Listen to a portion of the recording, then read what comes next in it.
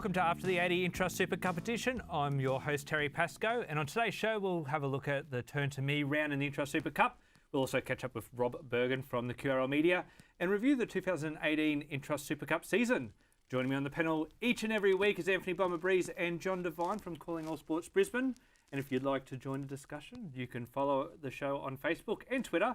Just search After the 80 TV. You can also download us as a video podcast. Just go and subscribe on iTunes. Now, our special guest panellist this week is Rob Burgin from the Qrl Media, mate. Welcome to the show. Thanks for having me. Mate, from Qrl Media, tell us about a bit about your role there.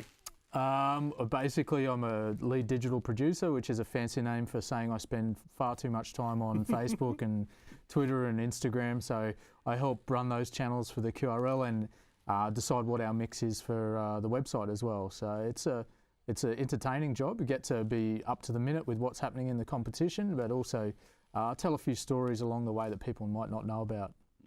Obviously, Origin time's a very busy time for you. You did a lot of interviews over that whole bit. Was there a favourite interview?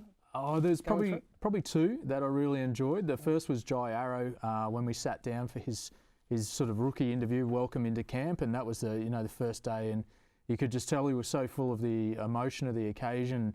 And he spoke from the heart about phone call with his parents and the emotion that they had at that time. So I was really thankful for him for opening up at that time. And then I guess the other one was Daly Cherry Evans coming back into the squad, and he's a guy that could have had an opportunity to shy away from the camera and not open up, but he was very forthright with what had happened in the past and how he felt he could improve. So I thought that was a great interview. Yeah. With the Intrust Super Cup and with social media the way it is, it's a very important role that you play now. You've got to be right on the money in regards to that. So how much time do you spend just getting all this stuff together with what happens over a weekend of 14 teams, 7 games, representative stuff? It must be rip your hair out. Yeah. Oh. Yeah. Good observation there. Definitely anyone that looks after social media accounts will know it's fairly time consuming. It's if you want to be up to the minute with what you're doing, you need to be on it 24/7. So I guess it's the price for doing something that you love. And how do you differentiate between gossip and fact? Obviously you've got to do your homework before you actually put anything on hard copy or on site. Sure, yeah. Well, I guess that comes from my background in journalism. I was with Rugby League Week for 20 years, so doing that and working for a couple of news organisations, worked with Brisbane Times and with News Limited at various stages. So to do your due diligence, and also you get a nose for when a story smells a bit off and you need to fact check it a bit further. Yeah. So, well, hats off to you on that one, because there's plenty out there. Yeah, definitely. Now, a bit about yourself, Rob. One, you could say that you've probably had more comebacks than John Farnham with the football boots. You're still playing football? I did until a week ago. We got knocked out by Normanby, the mighty West Mitchelton Panthers. I've been there since under 15, so 25 years now. This year I just had a goal to play one game when I was 40, and I came back and just enjoyed being around the bike so much, so decided to stick with it. Now, we haven't got footage of this, but I heard on the rumour mill that there was a Ben Barber style try. You caught the ball close to the dead ball line, ran 120 metres? Or? That may have slightly been embellished. No, I think 35 to 40 metres might have been about the fullest extent of it. But it was a game we had to win to make the semis. So for me, being a 40-year-old bloke running around with some guys who are half my age, and I had to explain to some of them in the dressing sheds who the Muppets were the other week. So it kind of shows that the age difference out there. And the other thing is, I suppose that means you play football, so when you're writing stuff, you know what you're talking about in the modern game. I feel it does help, and sometimes when you're tempted to be critical of people too, you think back and you say, well, I've been in that situation before, and it's not easy. Defending on an edge, and you can get made to look like a fool by some people some days. So when that happens to someone out there in one of our top competitions, I do have a bit of sympathy for them. Yeah, so most players can get around Rob Burgin, but not through. Is that right, mate? You still got a pretty good defensive shoulder? I'd like to think so, but my teammates will tell me otherwise. Now, you've also played a bit of a pivotal role with the Latin Heat side. Tell us a bit about it. So Latin Heat came about, it's basically the common name for Latin American Rugby League. So we saw there was no rugby league being played in 24 nations through Central and South America. And there's obviously a pathway there. Some huge countries, Brazil and Argentina. Uruguay's also been to Rugby Union World Cup, so why couldn't they progress in rugby league? And that has been a consuming passion for the last 6 or so years.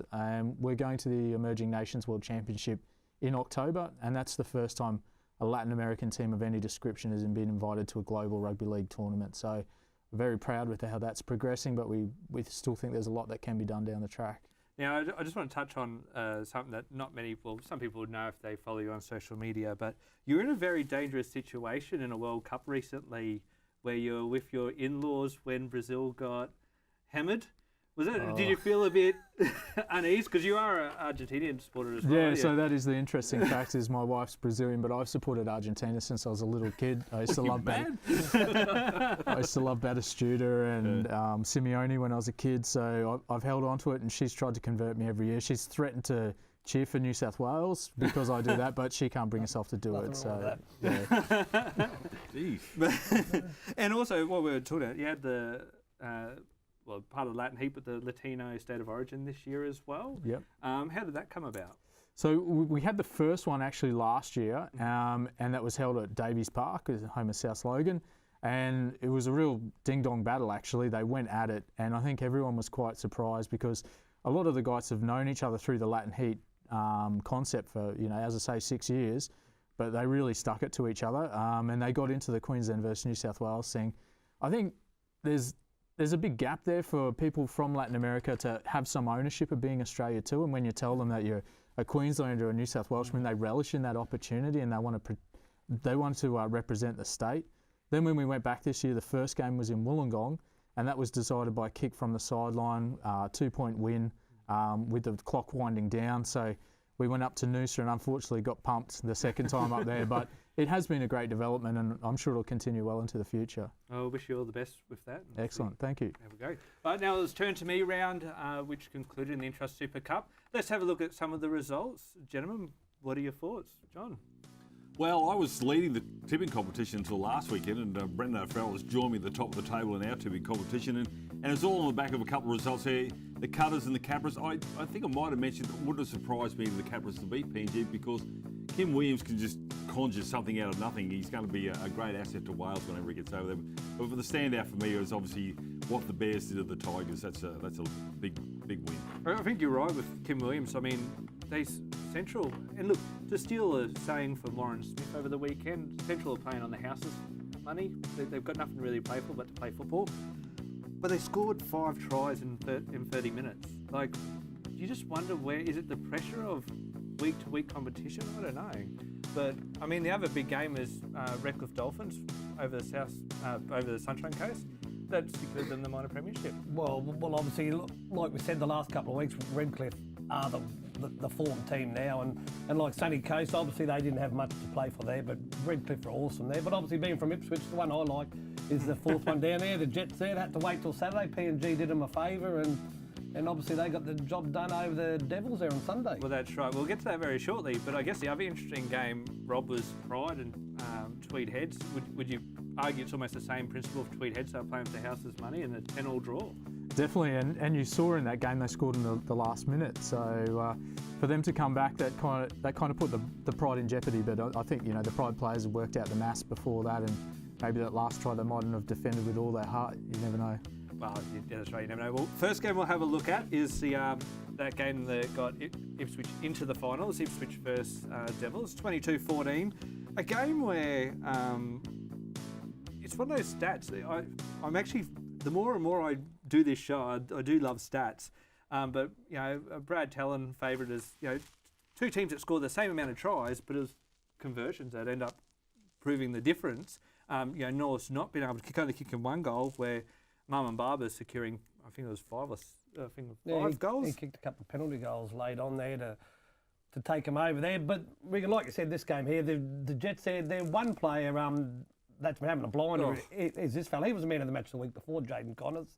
He's got a lot of toe. He's a hooker halfback there. He's played a lot of halfback there, but obviously with the injury there, he gets a run-on position now the last couple of weeks, and he's taken both hands to the job. So some would say that looked very similar to Rob's try for West Mitchie, but but you know there was some great moments. It was Old Boys Day, and there was a huge crowd there, despite the conditions. I mean, look, the conditions look great now. It looks like it's sunny, but you can see the state of the field and some of the jerseys, except for the Dane Phillips jersey, looks pretty clean. But yeah, Jaden Connors scoring a double and just proving that difference in the side. You mentioned the goals there, and I think Brad Talon had a really interesting stat that this Ipswich Jets team is the first team ever in the Intrust Super Cup or Queensland Cup to go through a season and score more goals than it has scored tries. Yeah. So that's quite remarkable. And this one here Leading from try scorer there. Personally, I can't give him an hint, can you? That was a great sideline to this weekend, was the fight between him and Daniel Ogden to finish on top. And the thing, I spoke to Steve Johnson, the Ipswich Jets model their game a lot around rugby union. That's why they keep it alive, the pop passes out the back. They also have actually come up with the idea of actually taking 2 points when they're on offer. And this game, 5th win in a row for Ipswich Jets. Are these guys the Smokies in the finals? What do you think, John? Like 5 wins in a row, they're coming with so much momentum when you consider Townsville's performance of recent. They've beaten Townsville twice this year, haven't that's they? right. And Scott Sattler said the same thing. There's no such thing as a home ground advantage to the Jets. They can win the car park at Toombul. So whether they go to Townsville or not, it's not going to make any difference to the Jets. They can beat anybody. They could go all the way, no doubt, with the Jets. It's just a matter of what happens between their ears. They got the talent. That's just what they can put on the park. Now, the other game, Bomber, you'd like was East Tigers and Burleigh Bears. Burleigh getting a huge win over them, which really opened the door for Ipswich Jets originally, because East losing and by a heavy margin meant that Ipswich had a good chance of making the finals. Well, I obviously thought this was going to be a very close game, but obviously Burleigh, they've just told the rest of the competition that we're the real deal, and I doubt anyone's going to beat us there. Like obviously Redcliffe formed too there, but he's had a lot to play for there. They would have been in 4th position with a victory here. Obviously now drops them down, so obviously no obviously home ground advantage there. They got off to a good start there, but then after that, their ball handling for the rest of the game there. As you watch some of the highlights here, the ball goes to ground, Burleigh pick it up and race away for tries. So yeah, and look, Blake Cleary returned for the Bears, which we were sort of talking about at the moment. Would he? Because he was only given the clearance through the week. Yeah, he only played 31 minutes, but also Troy Leo coming back as well, which was a huge win. Players that you don't see, Josh Burgess, I know there's an article on the QRL about Josh Burgess wearing the number 4. He saw him score a try there before. But the beautiful thing, you've got Curtis Rowe at the back. They've just got so much talent across the board, the Burleigh Bears. And they're led by Luke Page and Matthew White. Those two blokes, Josh Alamai isn't there anymore, but those two guys just cause carnage when they're out there. Now, would you argue that maybe East and Scott Drinkwater's just doing a bit too much around, trying to flare up some attack? Like, there's no Billy Walters, there's no Brody Croft, and there's, presumably Brody Croft won't be playing this weekend as well, Rob. But do you think that's where Drinkwater's trying to do too much? Yeah, I think Craig Bellamy came out last weekend and said he didn't know what he was going to do through the finals with Jerome Hughes, with Croft, with Jacks. So the more that's up in the air and undecided, you've got to feel that impacts on East somewhat, not knowing how they're going forward. I think Felice Kafusi's haircut also has a lot to answer for. So. And Luke Page also scoring a try in his 100th game, which is a sort of nice touch as well, Bomber. Yeah, the last couple of weeks there, he's been in great form for them. He only knows one way: get the ball, tuck it under his arm, and charge forward there, get out of my road type of style player. And I think Scott Drinkwater, the thing with him now is that he draws a lot of attention. That's allowing opportunities for him to score out wide. Well, Marley Sevi did it last week against South when all the attention was towards Scott Drinkwater. But for East, it's do or die now, and they've just got to try and right the ship up against the Pride. Should be a cracker. Yeah, it was obviously nervous, and here's Luke Page to try now, but I guess it was a nervous wait for him, because if they were the only ones that lost and PNG did it, it was really up to Ipswich, and where before they could have had a bit more of a comfortable win. But yeah, like I said, I don't know. There he is, Josh. Yeah, I just really don't. I just think that it's just one of those situations, and a bit like, I guess, Thurston. I don't want to compare with Thurston, but a bit like Thurston with, trying to do too much. Like he should just be free, do that free-flowing football that he's used to doing, and he's really good at. But the other thing also, Rob, is the fact that last game, we decided the top 6 in the very last game of the Intrust Super Cup. Just tells so much about the whole competition. Yeah, it's wonderful for the whole state of the the league, really. And an interesting one to come from that too. I see Dylan Fithian's got 2 charges out of that match, so he's in jeopardy for the first time they play in the finals. Obviously, they got the week off this one, but then next one up. Yeah, they got Jamie Dowling probably slotting there quite nicely. He's played in the halves there before he came along, so they won't lose too much there. But Burley Bears, wow, look out. They're on their way to another grand final for mine anyway. So Now, John, the game that you took your interest was the game you're calling, Wynnum and Townsville. This was a few players, obviously 150th game for Peter Gubb, but also Daniel Ogden playing his final game in the Intra Super Cup. well, that's right. There's a few others. Michael Dobson's retired as well. Till Veyer has gone, and Adam Tumabave Jared's going back to New Zealand. So it was a big game for Wynnum Manly. They've started winning a few games at home. There's Daniel Beasley come back in. The first 20 minutes of this match, it was all Townsville down the right end of the field. They opened the scoring first, but on 2 occasions when Wynnum Manly actually got down, there's Feeney going through, that they were down the other end. Only on 2 occasions for the first 20 minutes they actually scored the Wynnum Manly Seagulls. So they had nothing to lose. Sean Nona was good, but we see Lowowski outstanding there, and Daniel Ogden came in for a tackle there. That ball ended up going forward. But have a look at this try for Daniel Ogden. This is the strength of the man. Is that your Seagulls eyes on there? Or? No, I'm more than happy to give credit where credit's due. But look at that, that's just strength. And he got up. He was made captain for that game as well because of Mitchell Cronin was out, Patrick Temple was injured, Mitchell Fry came back into the side. But what a ball there to Ed Burns to score in the corner. But for Townsville, yeah, they ended up coming away with the win. But I don't know whether Christian Wolf will be too happy with the 80 minutes they put on the park coming into an elimination final this week against the Ipswich Jets. It should be a nervous week. I'd imagine what training was like last night. Well, that's right. I mean, Townsville completed at 57%. Now, one way you could look at it is that defence for Wynnum was really good, but when you're not completing your sets, it's pretty. Yeah, the penalty count in the first half was quite heavy in favour of Wynnum Manly, and that turned over in the second half. So we talk about completions rates. It's what you do with the football when you got it for 63%. You can win games with that as long as you do something with it, and field position is obviously very important. I guess, Rob, Townsville finished the season pretty much how they started it, with their defence being in question, because you look at the last few weeks where that real central part of the season, defensively they were great. It's funny, if you look through that top 6, all of them had questions over them at some stage. Remember, Redcliffe started the year very poorly. I think the first 2 games they were out of touch, and people were wondering whether they were going to get back into it. And then they were behind Wynnum, I think, by 18-0 or so, and they turned around in that second half, and look where they've gone from there. So all of the clubs this year have had patches where they've gone up and down. All right, well, let's have a look at the competition now. But first, obviously, the footage we just saw was courtesy of the Qrl Media. If you'd like to see all the highlights and interviews from the weekend, please head to qrl.com.au. Now, like I said, let's have a look at the competition ladder at season's end. There's your top 6, Redcliffe, Burleigh. Get the week off, like you said, Rob. Obviously, it's a huge benefit to Redcliffe having their game next week at their home ground. Yeah, they got a week off as well. Week off. And Townsville Pride, East Tigers. So I actually like the idea that this shows that it's not just a South East Queensland game either, Rob. It's, you got the first 2 elimination final games are in North Queensland. Yeah, it's great. And, people that watch the Channel 9 broadcast are going to be able to see that from up there. And I think bringing that to everyone around the state gives a sense that, it's not just a Brisbane game. Yeah. I don't want to put you on the spot, Rob, but is there a possibility that the Northern Pride game will be live streamed so people can watch it, even though it obviously won't be on Channel 9? I believe, not from us that I know of at this point in time, but if they arrange something up there, I'm sure there'll be a way that we can promote it. So. Question for you, Rob. The Northern Pride, everybody's talking about the other 5 teams in this competition. Nobody's saying much about the Northern Pride. I'm guessing Ty Williams would like it like that. Yeah, they've definitely snuck under the radar a bit lately, and Jade Clifford coming back this week too, so that's a massive boost for them. All right, let's have a look over and we'll look at the teams that were unlucky this year. PNG Hunters, Norse, obviously, PNG getting knocked out at the last minute, obviously. But Norse a couple of weeks ago, but you go down the list and it hasn't been a great year for Mackay Cutters and Central Queensland Capras, but we'll have a look at that now.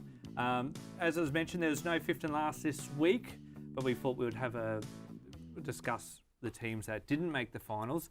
Gentlemen, we'll start off. PNG Hunters, their away record probably got the better of them in the end. They only won two games away. Yeah, well, at home they were nearly unbeatable again. They had 10 wins, 2 losses at home there, but their attack this year, if you have a look at the points for this year, they were nowhere near a lot of the other teams there. Obviously, earlier on in the year there, they went through a few problems there, but at the end of the season, they were probably one of the form teams leading into that last game there. They'd won four in a row in the game. They had to win the last game. Obviously, that's where they faltered, and they won't be there finals time. I guess it shows how tight the competition is, Rob, but I guess PNG lost a lot of players from their premiership win last year. They definitely did, and you could see that the people that came in were a bit unsettled within the team. They didn't have that confidence. As we know, PNG people can be a bit shy at first. So if you have half a team of those guys coming in and suddenly they're travelling to Brisbane and having to, be in a different surrounding every second week, that's going to throw them out a bit. On the positive side, there's players like Edna Gebe have come through, and that some of those tries he scored this year are fantastic. All right, Norse Devils.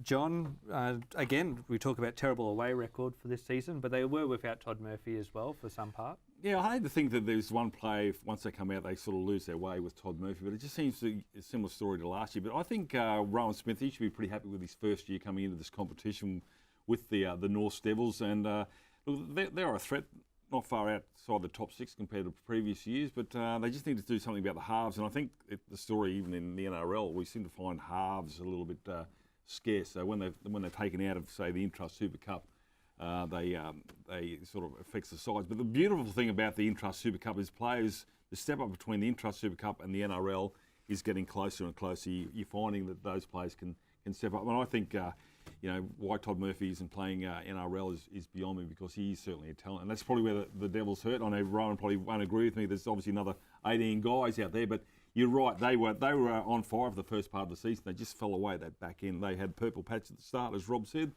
and then towards the back end, it's a long 24 weeks. And if anybody, survival of the fittest, basically. Well, it is, and the remarkable thing for Todd as well is most of the preseason he was training with the Broncos in the hooker role.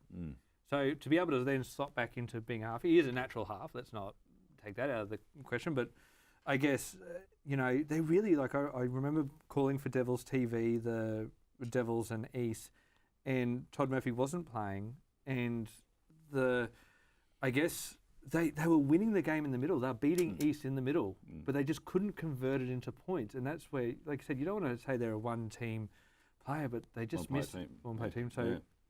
Yeah. But the thing is, with that game, the following week they bounced back and had a good win. I think it was against Redcliffe. So Rowan Smith, kudos there. They got a touch up, and good sides respond to what they do the week before, and they did that. I think Rowan Smith's got a great future in the coaching department. Debuted a couple of good kids there towards the end of the season too. Ethan Bullymore stepped up, Jordan Rickey, and I think we're going to see plenty of them for years to come. Yep.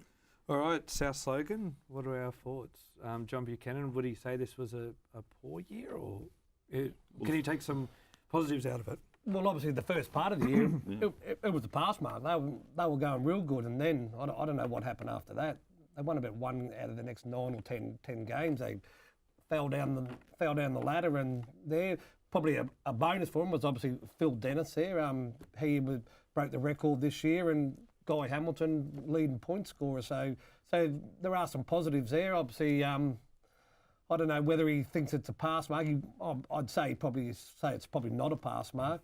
But they do have some young halves. I mean, let's not forget Sam Scarlett, Guy Hamilton. They're young boys, so they'll learn from this year. Yeah, I think, Rob, you might be able to help me out on this one. The fact that they're a pathway through to the Broncos and through the Origin, I think the hangover started with the South. Their decline was come Origin time. Yep. I think from there, the players going up. Some players I don't think were expected to step up to the NRL, and that's the credit to John Buchanan's coaching to get those players ready for the Broncos. And they're a casualty of that effort, I think, for South. Yeah, well, you go back to those early games, and I remember looking through the photos, and you had Jayden Sewer following out Patrick Mago, and then you've also got Marion Sevi, who switched clubs mid-year, so there was a lot of disruption in that lineup. All right, Sunshine Coast Falcons, Craig Ingebrigtsen's last year for Sunshine Coast, which he told them round 1, so it wasn't like an unexpected news from him, but I guess young squad. I don't know if I like the split between how Melbourne Storm do the feeder system.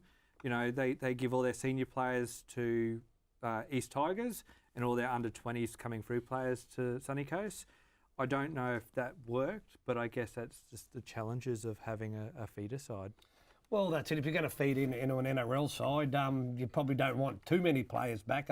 Otherwise, come finals time, if the NRL team gets injuries there, you lose them. And if you're losing a valuable commodity like a halfback or a hooker or someone like that, it can throw you in a bit of disruption. So, especially when you've got players like Riley Jacks that's in and out. He was in for the first half of the season, but then out for most of the other season. With the Sunshine Coast Falcons, when the players do come back to them, when they drop players down, they go back to the Gold Coast League, I suppose. Do they need that BRL level underneath the Sunshine Coast Falcons to develop those players when they get, when they're short on numbers instead of under 20s coming in here? I mean, there's some under 20 players who can obviously step up and play the NRL, but geez, it's not the 1970s, when or Ben Eichen can come in, that sort of thing. You just got to be ready, haven't you? So yeah, and that Sunshine Coast League, there's a couple of teams who are off the pace as well. So say your player gets sent back, and it might be your halfback, and he's playing against a team that you touch up 80-0. Has he really got a lot out of that experience? So. So that might be something to address there. But the Sunshine Coast Falcons as well, Craig Gimson, they were only 2 minutes from a grand final premiership last year. So the curse of 12 months of football, it's. Who remembers? Not many, but I remember where they finished this year. All right, Tweed Heads, you'd say, had a much improved season. We could talk about their run into the finals, but obviously injuries got the better of them.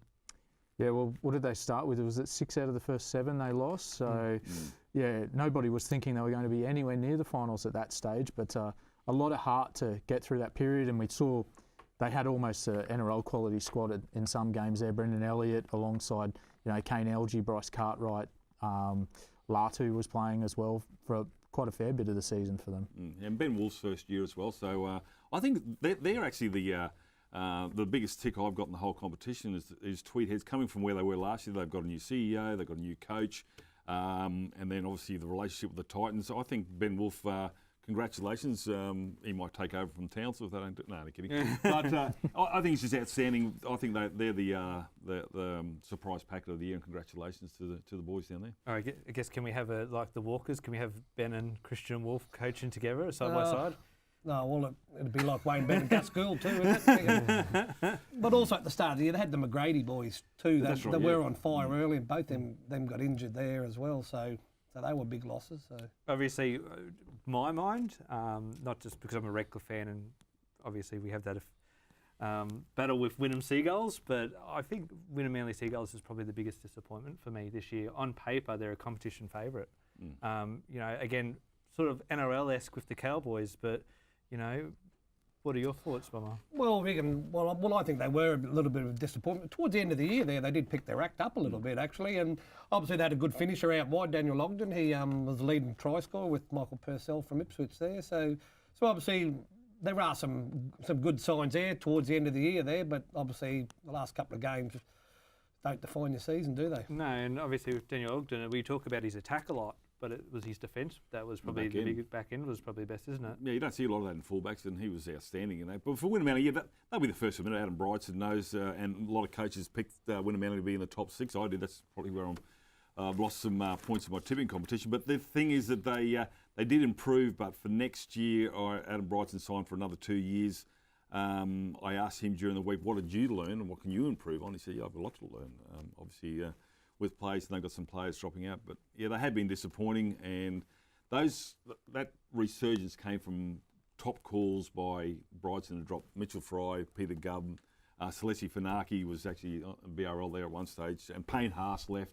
So there's a little bit of disruption, but they'll be certainly very critical of what they did. They can't sugarcoat it. Well, and it was in a very tough position early in the season too. You got Sean Nona, who's training with the Broncos, and then he had to sort of drop him out the top squad for a while there, and there was instability with your halves. That's got to mess up the season at some stage. And they brought in Neil Henry as well midway through the season to try and spark something, but obviously that didn't work either. Well, it's, as Bright said, Neil's isn't telling them anything different than I've been telling him. So it's all about actually attitude and execution. And I think Adam Brightson, in the off-season, a lot of soul searching. He said he's going to go away and put the clipboard down as you do and try and reinvent the wheel. Turn the phone off. Turn the phone off. Yep. All right, Central Capras, have a chat about them. Kim Williams' last game. I think that, Rockhampton's the rugby league heartland of Queensland, really that sort of central Queensland area. But I know there's been talk about them not having a feeder side, so they're disadvantaged because they don't have those top players. But in some ways, I think they've got that stability where they've got the same players week in, week out. Yeah, they copped a few injuries with Gilbert midway through the season, but I don't know if that you can sort of put it down to that. Well, in saying that, we're talking about the players that are coming from the NRL down and upwards. Another team, the Ipswich Jets, they're much the same. Don't get that. So every week, bar an injury, they can put the same team out on the field, not knowing, he's going to go, and all that there. But their away record this year was absolutely terrible. 0-12. But it's not going to get into 6, is it? Yeah, but I think obviously with Central Queensland, with the infrastructure and the economics of the place, it's not drawing the same sort of players from other parts of town. Obviously it's not a professional sport. They can go into the mines. That's all closed up. So there's no incentive actually to go there and play. And I think it's a credit to Kim Williams to try and get a side out there that's, they know they're probably going to get beaten, but when they win, that dressing shed must go off. To play teams that are obviously last weekend ruining it for the PNG Hunters. It must be just Kim Williams must be getting on that plane with a bit of a smile on his face. Yeah, I think the key is really the school system up there, isn't it? You've got St Brendan Zapoon's very strong, Emmaus College is very strong. If you find a way of keeping that group together, and as you say, when you win and you're winning alongside your classmates from grade 8 upwards, that must be an amazing feeling. And if they can cultivate that atmosphere over several seasons, you've got to think they'll want to win a long term. Yeah. But I guess with North Queensland up there taking a lot of these players from St Brendan's as well, could that maybe having a looser affiliation with the Cowboys could be a key thing for Central? I mean, the incentive there would be obviously if you can sign these players, and there's some sort of reward for signing your local players and keeping them there. I mean, to help out in that regard, as I mentioned with the infrastructure there. But that's the way it is. You find the talent pool, you take it and bring it on board and try and make them a better player. You've got to say the new coach, David Fayumu, does look like he could be heading in the right direction. He's got an affiliation with the club. He loves living up there. He's got family connections. So people speak highly of the work that he's done in around that area, and you think there's good possibilities there. All right, last but not least, Mackay Cutters. I guess not the season they wanted, but I hate saying it. I agree with Michael Atkinson when we've chatted with him. I really hate saying it's a rebuilding year, but do we put it down to their performances to a rebuilding year? Yeah, Steve Shepherd it's funny, isn't it always funny when you re-sign a coach that sort of doesn't go that well? I mean, as soon as Steve Shepherd got re-signed, they haven't won too many games there with the Cutters. They get a lot of people to come and watch their games, and it's a great nucleus. And they're in a similar boat as the CQ with their infrastructure and drawing talent and work there as well. So without a feeder club, it's going to be a little bit tough. And remembering you've got to fly to Brisbane, then fly to Mackay for feeder clubs as well. So it's a little bit tricky in that regard. But Mackay Cutters, look, they won the premiership 4 or 5 years ago. Rebuilding, I think it's all about confidence and keeping that nucleus together, and the school system as well as helping out, because they don't have a BRL or an NRL from the double feeding coming in. So it's a tough ask. But Steve Shepherd, I've met him a couple of times. The man's got a steel in his eye.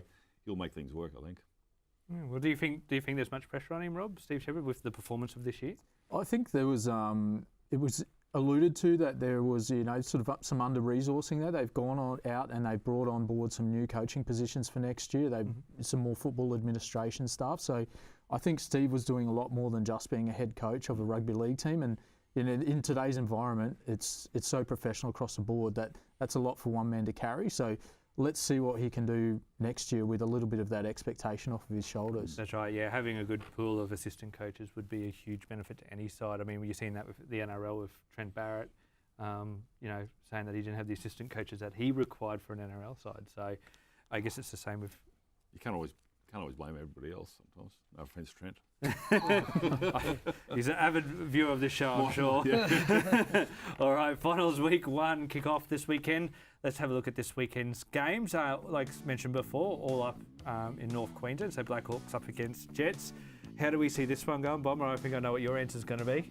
Oh, well, everyone knows how the Jets play, don't they? They don't play conservative football there. Sometimes it can be rocks and diamonds there. If it's diamonds, they're going to go really good. If it's rocks, well, the Black Hawks could touch them up in a big way. But a lot of teams have had trouble with the speed of the Jets. They've got that much speed through the hooker, Jaden Connors. Then you go out wide, you've got Michael Purcell, the leading try scorer. You've got Marmon Barber out there. You've got Wes Conlon out there. So, and like we said earlier there, the Jets are a bit more conservative team now, taking penalty goals. They're like the Broncos. Years ago, Broncos wouldn't take any penalty goals, either with the Jets. Now, these days, if there's 2 points on offer, let's get it. Let's get on the board. It's actually funny, they've sort of gone the opposite way because a lot of teams are now doing the short kickoffs like Ipswich Jets, but Ipswich Jets are then going the conservative way of taking points when they're on offer, even if they've been down. I think it was the Redcliffe game I was out there with you, Bomber, and they were down by 8 or 10 points. They took the 2. They were down by 10 and brought it back to 8. Yeah, they ended up winning the game. So, but I guess after the Blackhawks performance on the weekend, Rob, you'd say this could be a danger game for them. Oh, definitely. We discussed before, I believe the Jets have beaten Townsville twice this year. The first game was interesting. The heat played a bit of a part, I believe.